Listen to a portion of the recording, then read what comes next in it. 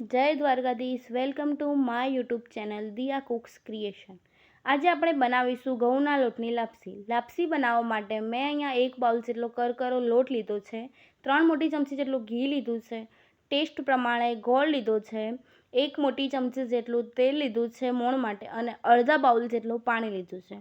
હવે આપણે gas stove on કરીને તેની પર કઢાઈ રાખી દઈશું. કઢાઈની અંદર અડધા બાઉલ જેટલું પાણી એડ કરી દઈશું. પાણીને બરાબર ગરમ થવા દઈશું. ગરમ થાય ત્યારબાદ તેની અંદર ટેસ્ટ પ્રમાણે ગોળ એડ કરી દઈશું. ગોળ એડ કર્યા બાદ તેને વેલણની મદદથી મિક્સ કરી દઈશું. અહીં તમે ગોળનું પ્રમાણ વધારે કે ઓછું પણ કરી શકો છો અને લાપસી પણ છૂટી છવાઈ જોઈતી હોય તો પાણીનું પ્રમાણ પણ ઘટાડી શકો છો. હવે આપણે એક મોટા વાસણમાં ઘઉંનો કરકરો લોટ એડ કરી દઈશું અને તેને તેલની મદદથી મોઈ દઈશું. અહીંયા મેં 2 મોટી ચમચી જેટલું તેલ લીધું છે. તેલ નાખવાથી લાપસી એકદમ સોફ્ટ થાય છે. હવે આપણે તેલને લોટને બરાબર મિક્સ કરી દઈશું. મિક્સ કર્યા બાદ જે તમે જોઈ શકો છો, બહુ વધારે પડતું તેલ નહીં નાખવાનું, 1 મુઠ્ઠી થાય તેટલું જ તેલ નાખવાનું.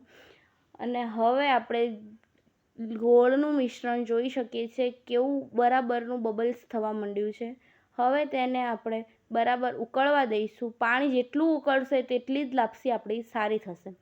હવે પાણી ઉકળ્યા બાદ તેની અંદર 2 ચમચી જેટલું આપણે ઘી અંદર નાખી દઈશું. ઘી એડ કર્યા બાદ તેને વેલણની મદદથી બરાબર મિક્સ કરી દઈશું. વેલણની મદદથી મિક્સ કરવાથી લાપસીની અંદર વધારે પડતા ગઠ્ઠા નહીં થાય અને ઘી મિક્સ થઈ જાય ત્યારબાદ આપણે તેની અંદર તેલથી મોયેલો લોટ મિક્સ કરી દઈશું અને તેને આપણે હાલ વેલણની મદદથી હલાવવાનો નથી, તેને આપણે સરખો કરીને ઢાંકી દઈશું. થોડા સમય બાદ તમે જોઈ શકો છો લોટ આપણો બરાબર બફાઈ ગયો છે અને તેને આપણે વેલણની મદદથી મિક્સ કરી દઈશું. એક ધારો મિક્સ નથી કરવાનો. જો તમે એક ધારો મિક્સ કરશો તો આપણી લાપસી વધારે પડતી છૂટી નહીં થાય. હું જે પ્રમાણે મિક્સ કરું છું તે પ્રમાણે જ તમે લાપસીને મિક્સ કરશો તો જ તમારી લાપસી બરાબર મિક્સ થશે. હવે તેને આપણે વેલણની મદદથી બરાબર મિક્સ કરી દઈશું અને હવે કઢાઈને લઈ આપણે તેની નીચે એક તવીને મૂકી દઈશું, જેથી કરીને આપણી લાપસી કઢાઈને તળિયે દાઝે નહીં. તેની માટે હવે આપણે તવી નાખી દઈશું નીચે અને તેને ઢાંકીને સ્લો ફ્લેમ પર 5 મિનિટ કૂક થવા દઈશું. 5 મિનિટ બાદ તમે જોઈ શકો છો આપણી લાપસી બરાબર બફાઈને કૂક થઈ ગઈ છે. હવે તેને આપણે એકવાર વેલણની મદદથી મિક્સ કરી દઈશું.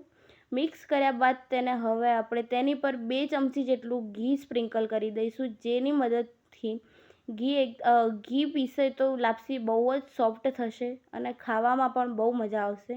ઘી સ્પ્રિંકલ થઈ જાય ત્યારબાદ આપણે તેને વેલણની મદદથી એકવાર ફરી મિક્સ કરી દઈશું અને હવે આપણે તેને સર્વિંગ બાઉલમાં સર્વ કરી દઈશું.